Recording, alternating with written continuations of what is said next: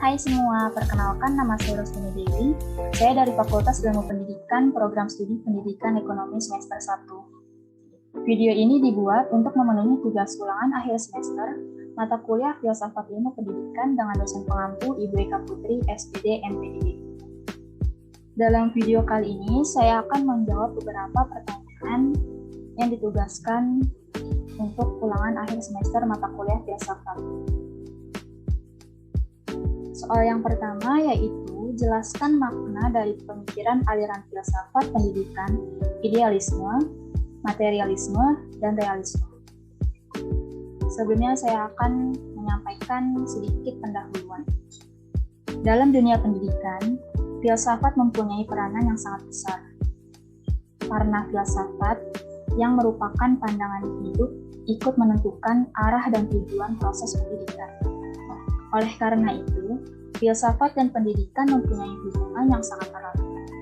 Sebab pendidikan sendiri pada hakikatnya merupakan proses pewarisan nilai-nilai filsafat yang dikembangkan untuk memenuhi kebutuhan hidup dan kehidupan yang lebih baik atau sempurna dari keadaan sebelumnya.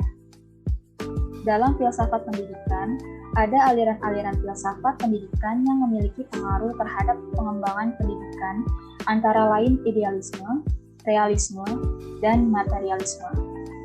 Idealisme tujuan pendidikannya menekankan pada aktivitas intelektual, pertimbangan-pertimbangan moral, pertimbangan-pertimbangan estetis, kebebasan, tanggung jawab, dan pengendalian diri demi mencapai perkembangan pikiran dan diri pribadi.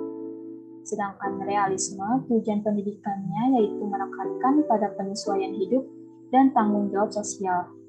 Dan terakhir, aliran materialisme, tujuan pendidikannya yaitu menekankan pada perubahan perilaku, mempersiapkan manusia sesuai dengan kapasitasnya untuk tanggung jawab hidup sosial dan pribadi yang kompleks. Soal yang kedua yaitu jelaskanlah makna aliran pemikiran filsafat pendidikan, pemikiran pendidikan di Indonesia. Filsafat pendidikan merupakan suatu pembentukan kemampuan dasar yang fundamental, baik yang menyangkut daya pikir atau intelektual maupun daya perasaan atau emosional, menuju tabiat manusia. Dalam filsafat pendidikan dikenal beberapa aliran antara lain. Yang pertama aliran progresivisme, yang kedua esensialisme, yang ketiga perennialisme, yang keempat rekonstruksionisme, dan yang terakhir eksistensialisme. Aliran progresivisme mengakui dan berusaha mengembangkan asas progresivisme dalam semua realita kehidupan, agar manusia bisa survive menghadapi semua tantangan hidup. Dinamakan instrumentalisme karena aliran ini beranggapan bahwa kemampuan inteligensi manusia sebagai alat untuk hidup, untuk kesejahteraan, dan untuk mengembangkan kepribadian manusia. Dinamakan eksperimentalisme karena aliran ini menyadari dan mempraktikkan asas eksperimentalisme karena aliran ini menyadari dan mempraktikkan asas eksperimen untuk menguji kebenaran suatu teori.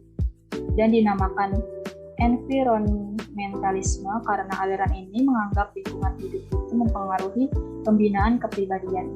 Yang kedua, aliran esensialisme. Esensialisme adalah pendidikan yang didasarkan kepada nilai-nilai kebudayaan yang telah ada sejak awal peradaban umat manusia, yang muncul pada zaman Renaissance dengan ciri-ciri utama yang berbeda dengan progresivisme.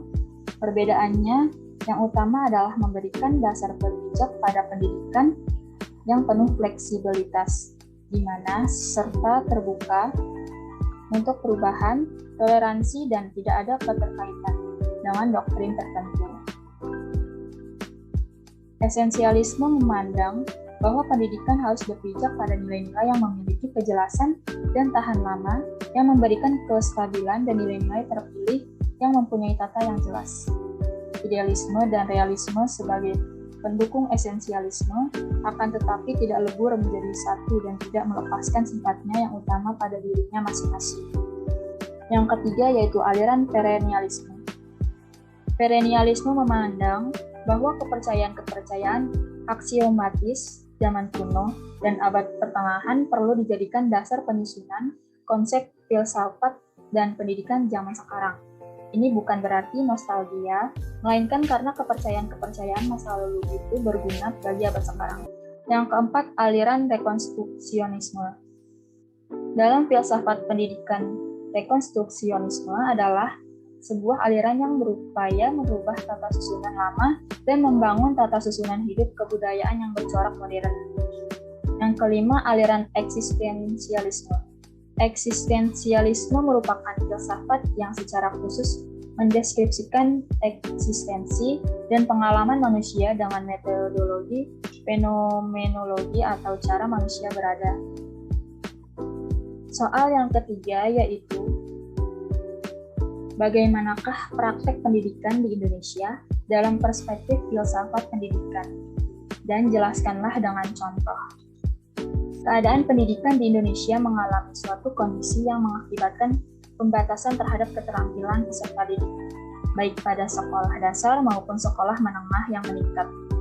Para siswa seakan hanya dijadikan sarana individu yang tidak memiliki pengetahuan sehingga dalam praktek di sekolah hanya diajarkan suatu pengetahuan yang tidak dibutuhkan, sebab bakat dan minat mereka tidak sesuai dengan kehendaknya. Nah, filsafat pendidikan merupakan kunci dan jawaban mendasar atas berbagai pertanyaan besar seputar pendidikan. Seperti apa itu pendidikan, apa yang ingin dicapai melalui pendidikan, dan bagaimana cara terbaik untuk mencapai tujuan pendidikan. Kejelasan hal tersebut sangat dibutuhkan untuk menjadi landasan dari berbagai keputusan serta tindakan dalam pendidikan, sehingga setiap keputusan serta tindakan harus dipastikan keaslian dan keakuratannya walaupun hasilnya tidak dapat dipastikan. Contoh praktek pendidikan. Salah satu wujud praktek pendidikan yakni pada pengajaran Al-Quran di Taman Pendidikan Al-Quran atau TPQ. Mengajarkan pendidikan di TPQ termasuk dari pendidikan pengembangan yang bertujuan untuk mencapai perilaku pada anak yang memiliki kesolehan, maka diperlukannya pendidikan sejak usia dini. Pendidikan tersebut dikenal dengan pengembangan pendidikan berkelanjutan pada anak usia dini. Maka apabila dicermati lebih dalam, pendidikan pengembangan merupakan pendidikan tentang nilai-nilai yang ada dalam agama.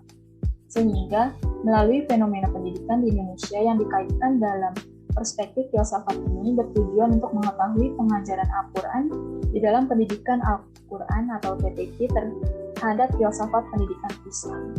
Soal yang terakhir yaitu jelaskanlah maksud dari makna peningkatan kesempatan dan mutu pendidikan yang adil bagi setiap warga negara. Dalam Kamus Besar Bahasa Indonesia, pemerataan berasal dari kata rata yang artinya meliputi seluruh bagian, tersebar segala penjuru, dan sama-sama memperoleh jumlah yang sama. Sedangkan kata pemerataan berarti proses, cara, dan perbuatan melakukan pemerataan. Jadi dapat disimpulkan bahwa pemerataan pendidikan adalah suatu proses, cara, dan perbuatan melakukan pemerataan terhadap pelaksanaan pendidikan, sehingga seluruh lapisan masyarakat dapat merasakan pelaksanaan pendidikan. Masalah pemerataan pendidikan adalah persoalan bagaimana sistem pendidikan dapat menyediakan kesempatan yang seluas-luasnya kepada seluruh warga negara untuk memperoleh pendidikan, sehingga pendidikan itu menjadi wahana bagi pembangunan sumber daya manusia untuk menunjang pendidikan. Permasalahan pemerataan ini dapat ditanggulangi dengan menyediakan fasilitas dan sarana belajar bagi setiap lapisan masyarakat yang wajib mendapatkan pendidikan. Pemberian sarana dan prasarana pendidikan yang dilakukan pemerintah sebaiknya dikerjakan setransparan mungkin, sehingga tidak ada oknum yang dapat mempermainkan program yang dijalankan. Sejalan dengan proses pemerataan pendidikan, peningkatan mutu untuk setiap jenjang pendidikan melalui persekolahan juga dilaksanakan. Peningkatan mutu ini diarahkan kepada peningkatan mutu masukan dan lulusan, proses, guru, sarana dan prasarana, dan anggaran yang digunakan untuk menjalankan pendidikan. Meskipun untuk tiap-tiap jenis dan jenjang pendidikan masing-masing memiliki kekhususan, namun pada dasarnya pemecahan masalah mutu pendidikan bersasaran pada perbaikan kualitas komponen pendidikan serta mobilitas komponen-komponen tersebut. Baiklah, sekian pemaparan jawaban yang bisa saya sampaikan. Semoga bisa bermanfaat untuk kita semua. Saya akhiri. Terima kasih. Sampai jumpa.